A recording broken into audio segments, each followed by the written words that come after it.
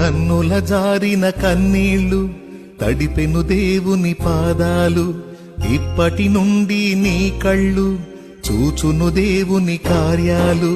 కన్నుల జారిన కన్నీళ్లు తడిపెను దేవుని పాదాలు. ఇప్పటి నుండి నీ కళ్ళు చూచును దేవుని కార్యాలు. ఉందిలే దీవెనా ఎందుక వేదన, పొందిన యాతన దేవుడే మరచునా.